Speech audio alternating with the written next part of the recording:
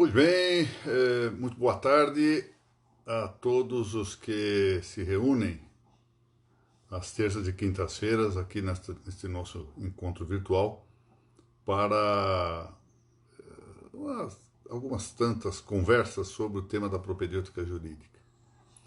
Inicialmente eu quero excusar-me do fato de que gravo com evidente escassez de recursos técnicos. O que acontece é o seguinte: a minha internet chega aqui em casa por meio de um conjunto de fibra ótica de uma empresa que é aqui da minha região, nas barrancas do Tietê, que também me manda sinal de televisão, né?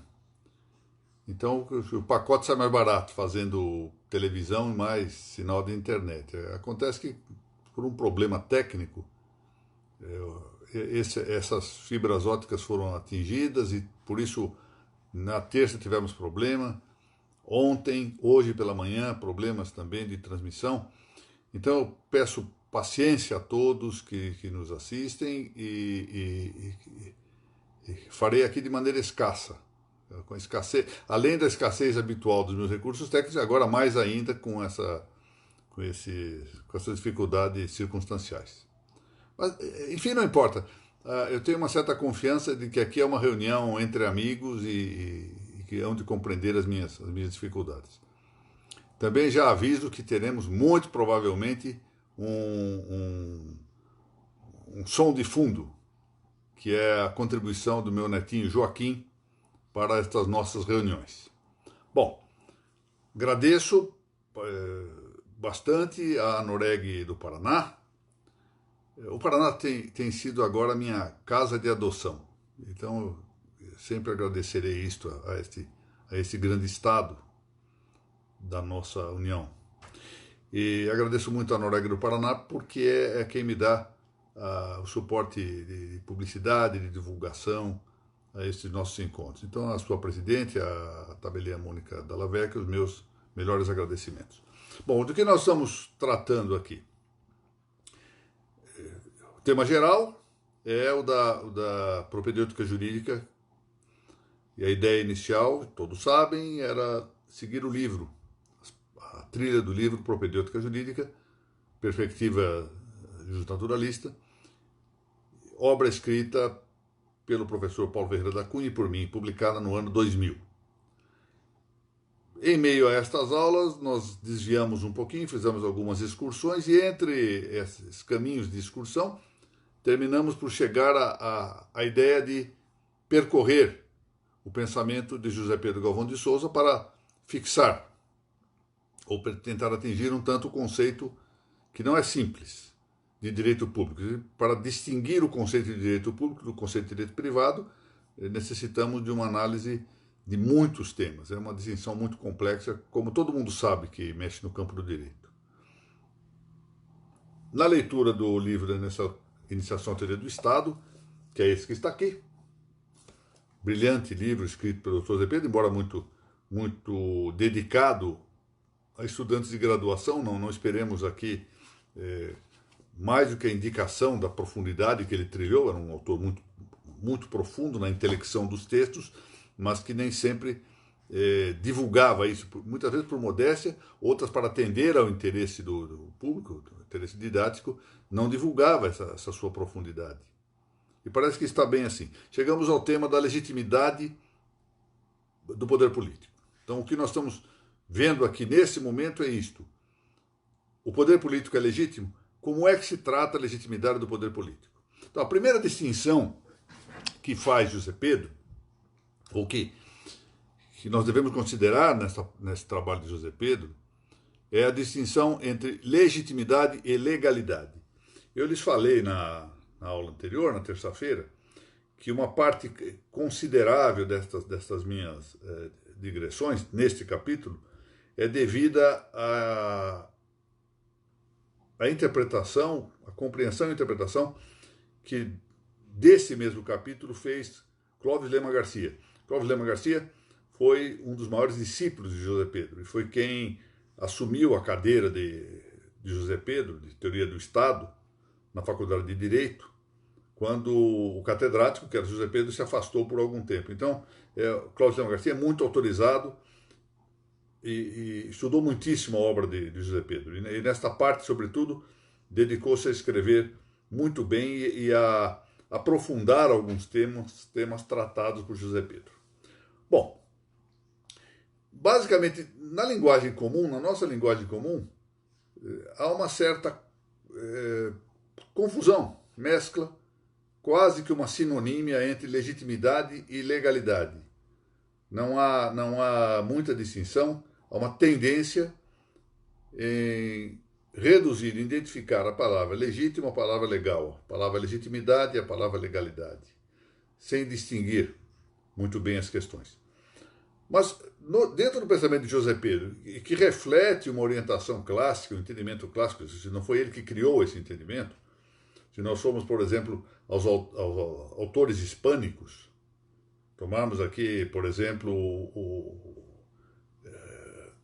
Rio Robles, ou um outro autor importante que tratou desse assunto, como Vázquez de Mella, ou Juan Donoso Cortés, por exemplo, vamos ver que o conceito de legitimidade está preso a um aspecto da legalidade. Qual? A legalidade natural. Legítimo é o que está de acordo com a lei natural. Em outras palavras, legítimo é o que se conforma com a ordem natural das coisas, com a rerum natura, ou seja, com a natureza das coisas. Ao passo que o legal diz respeito às determinações positivas, determinação do legislador humano. Então, uma coisa pode estar conforme à lei, ou pelo menos a aparência de lei, porque se a lei humana diverge da lei natural, ela não é verdadeiramente lei, é uma corruptio legis, ou seja, uma corrupção da lei, mas, digamos, está de acordo com a ordem legal, ou se nós só examinamos isso fazendo abstração da ordem natural, podemos dizer que algo é legal. Se está de acordo também com a lei natural, é legítimo. Então, há essa distinção. Então, José Pedro trata aqui da legitimidade do poder político, ou seja, da consonância do poder político com a ordem natural. E vai examinando, então, em consequência, como também na ordem histórica, ou seja, na sua realização histórica, o poder político, atendendo a critérios de legalidade, seja legalidade escrita, seja legalidade consuetudinária, legalidade dos costumes, vai se fazendo fenômeno, ou seja, vai ocorrendo no âmbito das várias sociedades. Bom, o que fizemos na aula anterior? Distinguimos, primeiro, a legitimidade do poder político por essência e a legitimidade do poder político por geração histórica. Essa é a primeira distinção. E eu lembro-me aqui a circunstância de que observei que a legitimidade do poder político quanto à essência é a que atrai a passagem do Novo Testamento em que se diz que todo o poder vem de Deus. Isso não pode ser extrapolado para a ordem da geração histórica. Quando São Paulo diz que não há poder que não venha de Deus, o que ele quer dizer é que todo o poder, por essência, vem de Deus. Ou seja, enquanto entidade, enquanto ser. Por quê? Porque é um ente criado, é um ente do universo criado, e nada no universo criado há que não provenha de Deus. Daí essa indicação, que todo o poder vem de Deus, quanto à essência. O que não quer dizer que todo o poder de Deus todo o poder venha de Deus quanto à geração histórica. Em alguns casos, sim.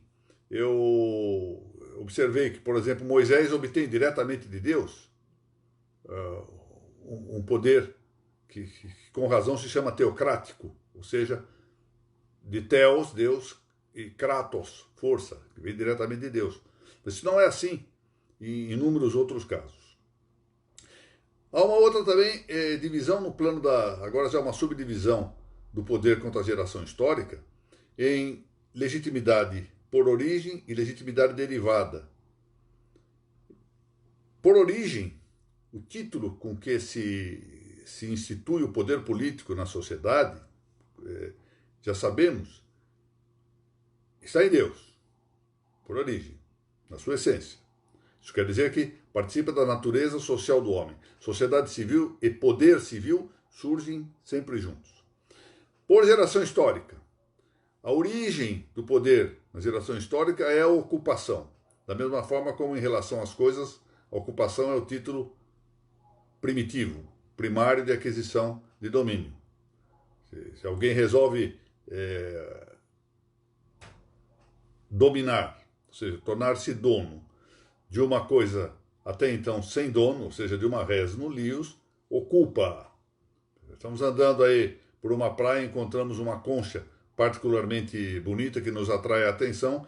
Se queremos dominá-la, ou seja, apropriar-nos dela, nós dela empossamos, nos investimos de sua posse, e significa ocupá-la. Esse é o título de ocupação.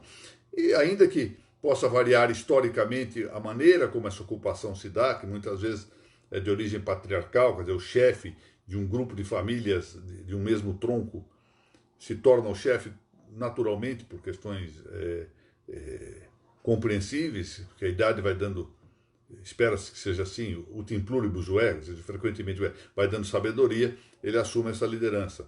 Outras vezes não é assim. Em Roma, por exemplo, como as famílias eram de diversas origens, foi necessária uma convenção para que houvesse a ocupação pelo primeiro titular do governo.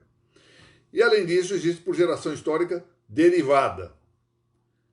Ou seja, depois da ocupação de um primeiro governante, a partir daí nós podemos ter a derivação do exercício desse poder, ora por convenção, aí está o exemplo da eleição, podemos fazer a eleição, e aí se inclui também no âmbito da convenção o sorteio, que algumas vezes se sorteava quem ia ser o líder, o governante, ora por sucessão hereditária, ou seja, é o filho, essa origem monárquica, ou seja, o filho, o que apresenta algumas vantagens, quer dizer, a vantagem de preparar alguém ao longo da vida para exercer o poder, ora por conquista, não é? O caso, por exemplo, do Brasil, que por direito de conquista, direito de descoberta, nós tivemos aqui o reinado português, o Império Português. Ora, enfim, por prescrição, que pode ocorrer também. Alguém ocupa um poder destituindo o seu titular ou ocupando um poder de maneira derivada, o poder fica vago, já não é propriamente res nullius, mas quando muito seria uma res derelicta, uma coisa abandonada, toma conta disto e, por prescrição, ou seja, pelo decurso do tempo, qual o tempo? Isso não está previsto na lei da natureza e provavelmente nenhuma lei dirá isto, mas há uma razoabilidade de nós considerarmos o tempo para que alguém, tendo o consentimento da sociedade, adquira a legitimidade por derivação do poder político. Muito bem.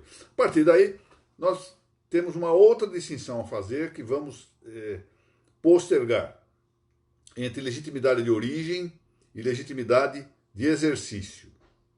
Isso apenas eu vou indicar agora do que se trata, mas vamos protelar o exame, ainda que rápido, dessa matéria, lá para frente, para referirmos a alguma coisa sobre o direito de resistência e revolução.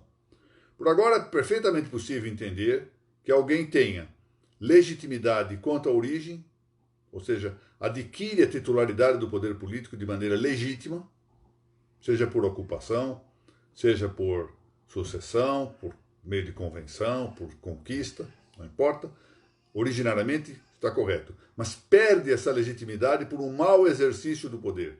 O poder deve ser exercido em vista, em ordem ao bem comum. E pode dar-se o caso, historicamente houve muitos casos em que isso ocorreu, em que o titular do poder, embora com legitimidade de origem, perde essa legitimidade ao exercitá-lo mal. Noutras vezes, a origem não é legítima, mas por prescrição de um bom exercício, ela se convalida. Então, o poder se convalida quando menos, né? Então, nós temos que distinguir os casos de legitimidade de origem e de legitimidade de exercício. Até para que examinemos adiante a possibilidade ou não, essa matéria que veremos, do chamado direito de resistência e revolução. Quanto à geração histórica, nós havíamos observado que o Dr. Zé Pedro distingue no livro três concepções, três grupos de concepção dessa geração histórica. Uma concepção que ele designa de absolutismo monárquico, uma concepção ou um grupo de concepções democráticas e, finalmente, um grupo das chamadas concepções meramente históricas. Quanto às concepções, as duas concepções próprias do chamado absolutismo monárquico, destaca-se a de John Wycliffe, que depois foi adotada por Lutero, de algum modo, e mais claramente pelo rei Jaime I da Inglaterra no seu livro Apologia, e aqui eu mais uma vez retifico, já o fiz por escrito na hora anterior, houve uma aguda e bem lançada impugnação a minha assertiva de que Francisco Soares havia devotado o seu livro De Legibus a combater as ideias de Jaime I, e não foi o De Legibus. Embora essa referência ao De Legibus conste do Dicionário de Política de José Pedro Clóvis Lema Garcia e José Fraga Teixeira de Carvalho, e esteja repetida em outro trabalho de Clóvis Lema Garcia, na verdade na altura, me lembro que quando falei isso, fui assaltado por alguma dúvida, mas enfim, no curso da aula, não havia como solvê-la. Depois dessa prudente advertência oportuníssima de um dos nossos, da nossa assistência aqui, eu fui apanhar o meu livro Defensio Fidei, de Soares, e não há dúvida, é o Defensio Fidei, ou seja, a defesa da fé de Francisco Soares, que se dirige diretamente contra a apologia de Jaime I. Então fica aqui anotada a correção do meu equívoco. Muito bem. A segunda concepção, essa concepção de Wycliffe, só para que nós relembremos, baseava-se, em resumo assim, né, nessa articulação. Deus faz o homem, e quando faz o homem, faz de acordo com determinadas características, então ele pode predestinar alguém a ser rei. Diversamente, não pode predestinar alguém a ser papa, porque a eleição de um papa depende de um colegiado. É evidente a falácia que isso apresenta, não é o caso de examinar aqui. Mas a ideia central era de que, ao fundo, se extraía isso. Como o rei é indicado por Deus, ele é absolutamente dotado de poder inelutável, poder absoluto. E, diversamente, o Papa não deve submeter-se ao rei. Era essa a ideia, e por isso agradou, foi, de algum modo, adotada depois por Martinho Lutero e, posteriormente, por Jaime I. Dados seus efeitos práticos. A outra concepção de absolutismo monárquico, a que nós nos referimos, foi a concepção cesarista ou legística, adotada por cultores da famosa Escola de Bolonha, os glosadores da Escola de Bolonha, entre os quais os nomes de Irnério, Acurcio, Bartolo, etc., grandes nomes, grandes juristas, que recuperaram uma expressão, um aforismo romano, que sintetiza este poder absoluto entregue ao rei. Quod principi placuit, leges habet vigorem, ou seja, o que agrada ao príncipe, o que agrada ao rei, tem valor de lei. Agora faltava, para nós completarmos essa exposição, ou ainda faltam, um rápido exame das concepções, das duas concepções democráticas referidas por José Pedro e por seu grande intérprete, Clóvis Lema Garcia, uma referência, ainda que rápida, às concepções meramente históricas, que são as mais importantes, mas que podem merecer uma breve alusão aqui, do ponto de vista didático, e finalmente deixaremos para uma próxima exposição o tema do direito de resistência e revolução. Muito bem, eu pretendo até, se houver tempo para isso, porque o tribunal não para, o volume de serviço está muito grande em virtude dos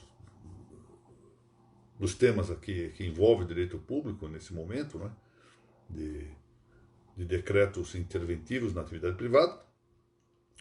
Então, mas se houver tempo, eu pretendo trazer a todos aqui como uma sugestão de estudo, alguma análise da obra de Lope de Vega, Peribanhas, Fuenteovejuna e outros poemas em que ele trata do direito de resistência. Mas vamos ver se isso dará para fazer isso ou não. Bom, então agora nós vamos examinar as duas concepções democráticas que dizem respeito a esta geração histórica. E vamos fazer de maneira concisa. Não vamos imaginar aqui, nem seria possível e provavelmente não seria desejável, uma análise demasiadamente expressiva e intensa sobre o pensamento desses dois autores que eu vou referir. O primeiro autor ligado à ideia da soberania inalienável do povo, que foi Jean-Jacques Rousseau. E o segundo autor, Francisco Soares, que adota uma concepção diversa, mas também fala em soberania popular, mas uma soberania alienável do povo. Rousseau, soberania inalienável. Soares, soberania alienável. Jean-Jacques Rousseau foi, na verdade, um sonhador, um mítico, um utópico do século XVIII. Ele nasceu em 1712 e morreu em 1778. Embora tenha deixado vários de seus filhos expostos, vários deles, aliás, é um trabalho magnífico, uma biografia magnífica de Paul Johnson sobre Rousseau, tenha colocado vários de seus filhos na roda, né? Sabem o que é isso, nos conventos. Escreveu um livro, Emílio, para tratar de pedagogia, ensinar como cuidar de crianças. Num de seus livros diz que a primeira coisa a fazer nos estudos é abandonar os fatos não interessam para nada. E a sua obra mais conhecida, O Contrato Social, é um conjunto de devaneios. No que nos interessa aqui, destacando em primeiro lugar que algumas características que vão explicar esse pensamento de Rousseau, é que este mitômano, como alguns o designam, genebrino, nasceu em Genebra, é um subjetivista extremo, romântico extremo, que aposta na ideia do beau sauvage, de um estado de natureza idílico, em que ele conversa com os animais, com as plantas. Poderia ser um modelo, e é mesmo um modelo atual para muitos dos nossos excessivos ecologistas, né, e adeptos da ideologia ecológica. Essa ideia do estado da natureza, poderíamos dizer aqui para arrematar, lembram-se da célebre passagem de Descartes, cogito ergo sum, penso, logo existo? Podemos transplantar isso para Rousseau, só que em vez de cogito, penso, poderia sentio, ou seja, sinto, ergo sum, sentio, ergo sum, sinto, logo sou. Ou seja, Rousseau é a exacerbação do sentimento. E isto num ambiente que estava um tanto carregado em demasia de uma suposta racionalidade, um ambiente racionalista, na verdade, levou exatamente a um choque de ideias e ao diz aí a doutora Simone Egeli, muito interessante, que Rousseau é o pai da Deep Ecology, e tem razão. Levou Rousseau a que construísse um sistema mítico para explicar a propriedade. Já que eu interrompi aqui, eu queria fazer uma saudação, vão desculpar. Eu soube hoje, pela Simone Dornelas, que o substituto dela, o Daniel, sempre assiste aqui às nossas aulas. Eu quero, então, transmitir a ele a minha saudação. Muito obrigado por essa audiência, é uma honra para mim. Muito obrigado. Nós vamos prosseguir aqui. Cria ele a ideia de que inicialmente todos eram livres. Todos eram livres porque viviam individualmente. Ou seja, um ambiente idílico em que ninguém mandava em ninguém, a liberdade plena. Mas em determinado momento resolveram fazer um pacto, o mito do contrato social, que ele não sabe explicar como surge esse pacto. Na verdade, ele se não consegue explicar, surge o pacto. Sabe que agora mesmo, se nós apanharmos autores contemporâneos, como, por exemplo, é o caso de John Rawls.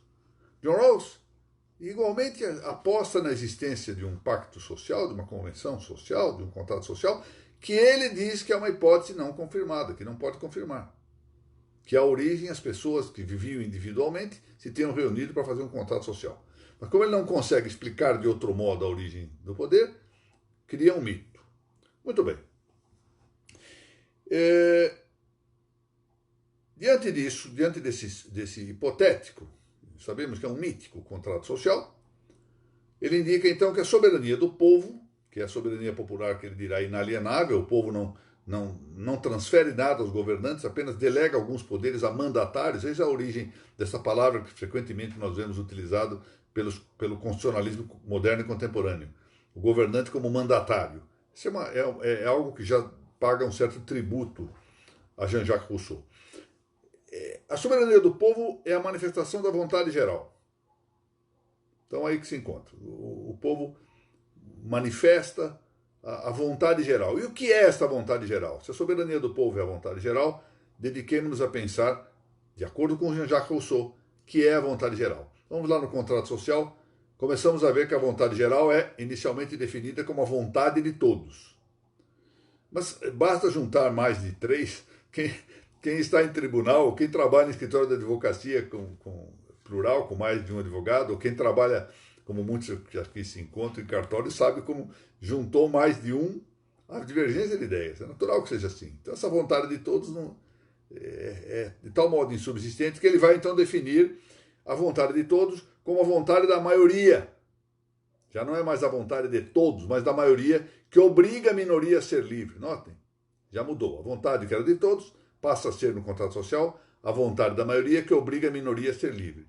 Mas ele também se dá conta que a vontade da minoria corresponde frequentemente à vontade de uma elite que, por temperamento, por circunstâncias históricas, consegue ter uma certa liderança na vida social. E aí, então, aquela vontade geral, que era de todos e que passou a ser da maioria e que obrigava a minoria a ser livre, passa a ser a vontade da minoria. Para, no final das contas, Rousseau confessar que, na verdade, esta vontade geral é algo superior, de tal superioridade que é inapreensível pelo homem. Então, veja, é uma concepção metafísica inapreensível, abstrata, utópica, e é assim que ele forma a sua ideia da soberania popular inalienável, que nos leva à ideia do sufrágio universal, etc., e a indicação que ele sugere de que apenas a República, com a indicação do sufrágio universal, é que tem legitimidade para o exercício do poder. É essa a ideia que está em Rousseau, que, portanto, contraria a monarquia, o aniversário da monarquia, etc. Um pensador anterior a Rousseau, Francisco Soares, um jesuíta, e também aqui é preciso dizer que farei uma apreciação muito sucinta do pensamento de Soares, também sustenta a soberania popular, mas ele o faz com algumas distinções.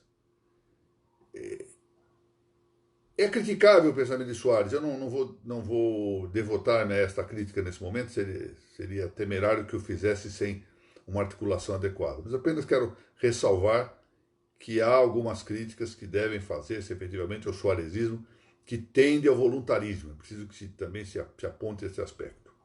De toda sorte, Soares, que foi um pensador que viveu entre metade do século XVI e início do século XX, igualmente sustenta a soberania do povo, mas uma soberania alienável. Primeiro, ele não nega, esse é o ponto, que haja uma natureza social do homem. Enquanto Rousseau nega a natureza social do homem, o homem não é naturalmente social para Rousseau, o homem nasceu livre, nasceu individuadamente livre, vive no estado de natureza muito feliz, como bom selvagem, mas resolve um dia associar-se. Para Soares, não. O homem tem por inclinação natural a vida em sociedade. Inclinação natural que diz respeito ao seu intelecto, a sua parte física e até a sua convivência moral. Então o homem, por natureza, é social. E a sociedade exige naturalmente também o poder. Então o poder nasce juntamente com a sociedade. Mas ele não deixa de fazer uma concessão à ideia de pacto, que não é propriamente o contrato social originário do poder e da sociedade, que está presente em Rousseau, mas é a ideia do consentimento. O poder existe porque há um consentimento da sociedade em que esse poder exista. E, portanto, ele faz volto a dizer, alguma concessão à ideia contratualista. Por isso, alguns autores o criticam por ser um pensador contratualista. Essa crítica precisa ser bem entendida, porque, embora haja efetivamente pontos a impugnar no pensamento de Soares, não é muito certo admitir que ele diga que a origem da sociedade seja contratual. Ao revés, ele admite que há uma natureza social do homem. Que diferenças há entre um pensador e outro? Rapidamente, em alguns pontos. Soares admite a origem divina do poder quanto à essência. Rousseau não. Rousseau, provavelmente, no meio da confusão dele, é possível dizer que ele seja deísta. Existe um Deus, mas Deus não... O deísmo é isso, né? Existe um Deus, mas esse Deus não se ocupa da vida humana. Tem mais o que fazer. Então, enquanto Soares reconhece a origem divina do poder quanto à essência, Rousseau nega essa origem quanto à essência. Soares admite a natureza social do homem. Rousseau nega essa natureza social. O homem não é. O homem, por natureza, é associal. Não tende a viver em sociedade. Faz isso por vontade, depois de ter nascido em estado de natureza. Soares afirma a existência de uma ordem transcendente de preceitos a que a sociedade, os homens, os indivíduos devem observância. Coisa que é negada por Rousseau. Rousseau afirma que a ordem dos direitos é imanente, objeto da convenção, daquele pacto social que ele fantasia ao início da vida social do homem.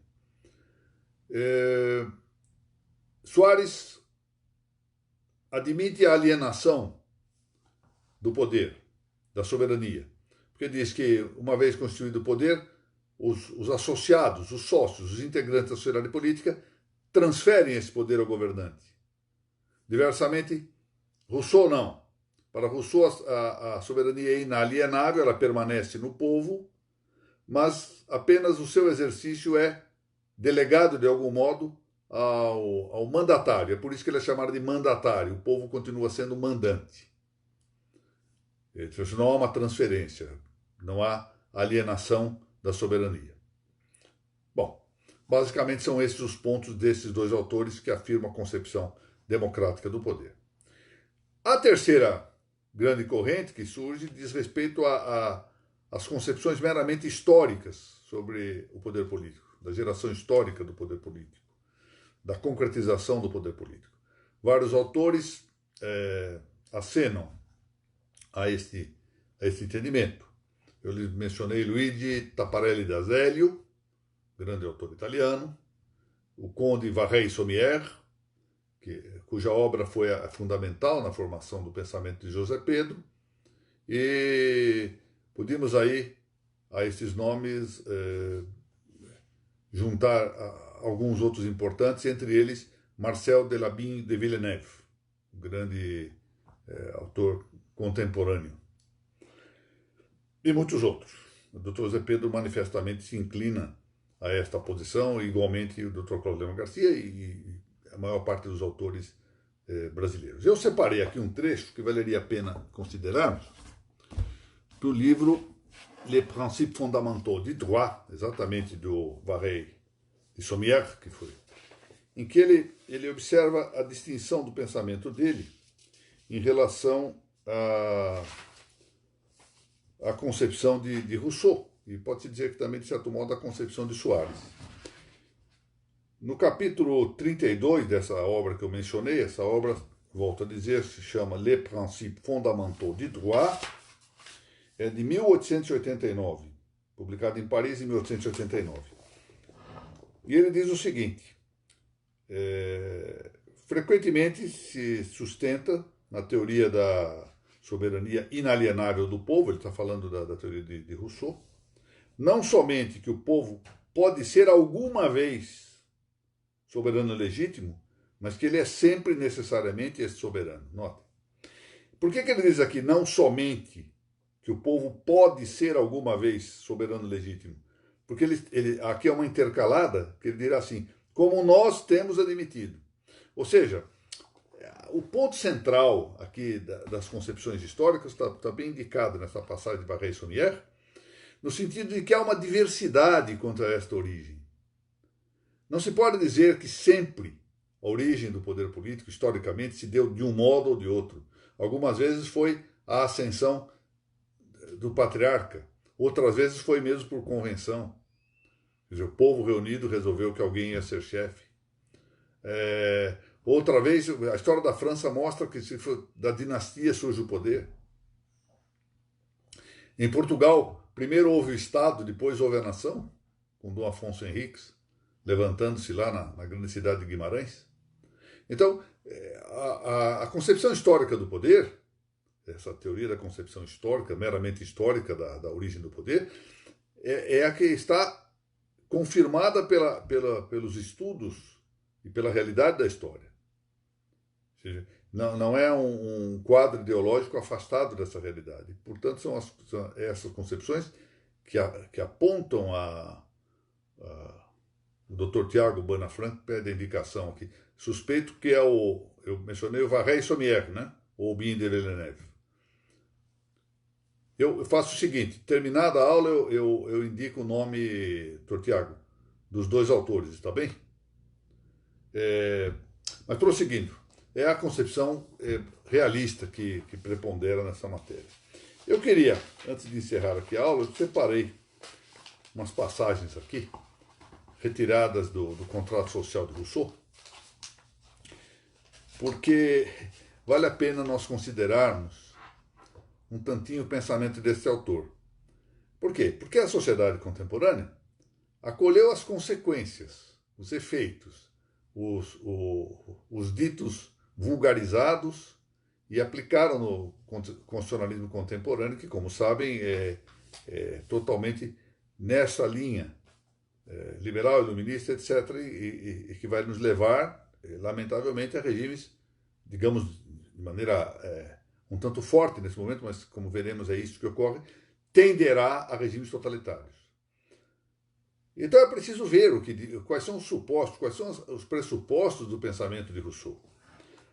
Olha aqui, no primeiro livro do Contrato Social, ele faz uma diagnose política e diz o seguinte: o homem nasceu livre e por todas as partes está encadeado. Crê ser dono dos outros, mas é tão escravo como eles. Como se fez esta mudança? Eu o ignoro. Notem bem, ele ignora. Como posso fazer voltá-lo à posição correta? Notem, ele ignora tudo, mas ele acha que há uma posição correta. Essa questão, sim, creio poder resolvê-la. E aí ele resolve por meio da criação de um mito, contrato social, do qual ele diz o seguinte, noutra passagem. Qual é o conteúdo desse contrato? Cada um põe em comum sua pessoa e todo o seu poder sob a suprema direção da vontade geral. Você sente o que é isso? Eu alieno toda a minha pessoa e todo o meu poder, todos os meus direitos, portanto, à suprema direção da vontade geral. Leia-se, Hegel lerá isso com todas as letras, ao Estado. E assim recebemos a cada membro como parte indivisível do todo. Isso está no Contrato Social, no livro 1º, capítulo 6º. Agora vamos noutra parte aqui do Contrato Social.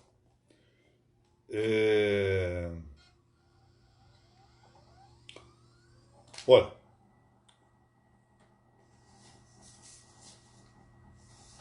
vejamos isso.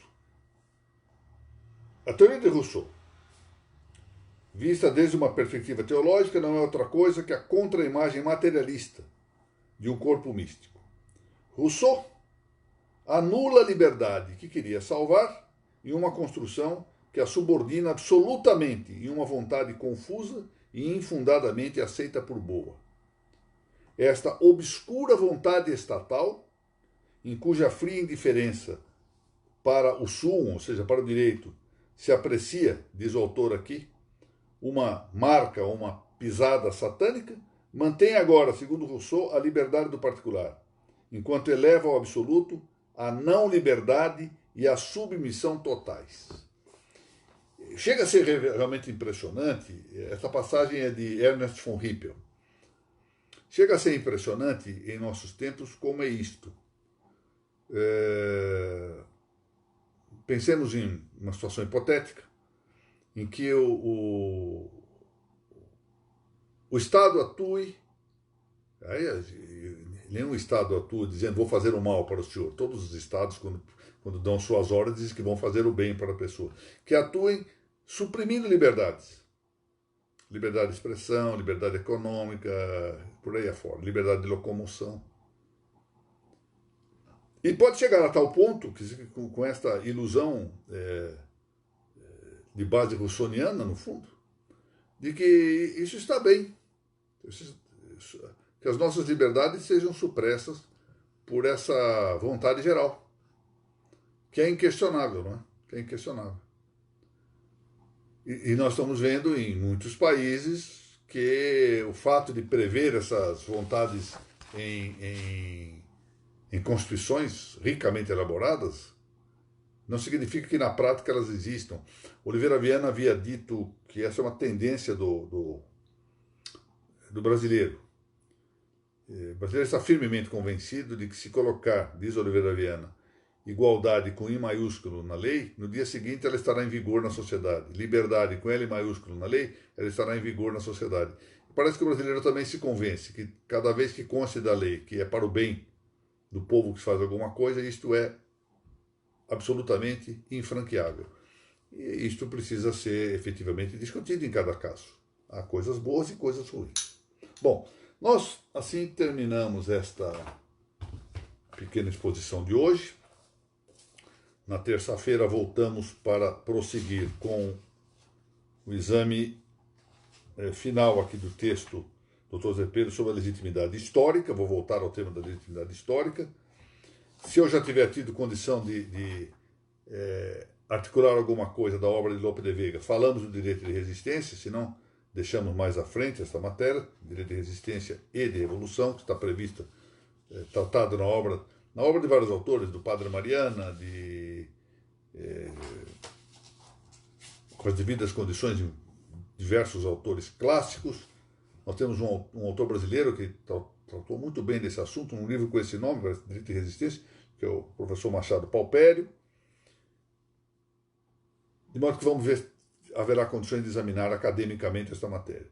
E passamos a um novo tema, que é o da autoridade e liberdade, que é o capítulo 7º da obra do Dr. Zé Pedro. Muito bem. Queria aqui, para concluir a nossa exposição de hoje, primeiro, novamente excusar-me da escassez técnica, algo extremamente rudimentar, mas é o que me permite agora a condição que eu tenho, porque estamos com um problema do cabeamento que traz o sinal da internet aqui, então não consigo trabalhar no desktop. Andou dando problema ao longo do tempo nesta semana. Quero agradecer muitíssimo a todos os que se encontram aqui. Eu vou ver se eu consigo ver, eu acho que eu não consigo ver o nome das pessoas, que eu vou tentar entrar aqui, só um minutinho. Tentar entrar para agradecer individualmente a presença de muitos dos senhores aqui. Vejamos se eu consigo. E dizer-lhes da minha satisfação de poder contar aqui com um público que está sempre apoiando esses nossos pequenos estudos. Bom, vamos ver aqui, ó. Consegui entrar. Vamos ver se eu consigo ver todos os comentários. Vamos ver, comentários. Estou vendo alguns aqui, não consigo ver todos, olha que coisa. Bom, eu vejo o Dr. Tiago Banafranco, agradeço. Dr. Jefferson Kanashiro, também agradeço. Lembro-me que vi aqui a Margarete Maia, também agradeço. A Laura Franco, Laura Porto, falei Franco porque estou vendo o nome do Tiago Banafranco aqui. A Mônica Dalla Vecchia. E há outros nomes, eu lamento, que o Dr. Jefferson Kanashiro, acho que eu falei. O desembargador Fábio. Meu querido amigo desembargador Fábio Reck Dalla Vecchia, modelar magistrado do Estado do Paraná. Agradeço muito a presença. O Ricardo Scaff também, penso ter visto o nome dele aqui, estou vendo agora. Bruno Marques Rodrigues Aires, muito obrigado pela presença aqui. Dr. Felipe Salles Caricati, igualmente. Bom, Eu lamento, não consigo ver os demais nomes, ficam todos aqui saudados e a quem entrego aqui o meu respeito e o meu agradecimento. Também viu o Dr. Rogério Bacelar, quero apresentar a minha saudação. Dr. Gustavo Borges de Oliveira, estou vendo o nome aqui também. Muito bom. Então, agora assim que encerrar, coloco o nome desses dois autores que eu mencionei aqui, ao lado do Taparelli da Zélio, Marcel Bin de la Villeneuve e Vareille Chaumière. Muito obrigado a todos, desejo-lhes um bom final de semana e que Deus os proteja, as suas famílias e também a minha e a minha. Muito obrigado.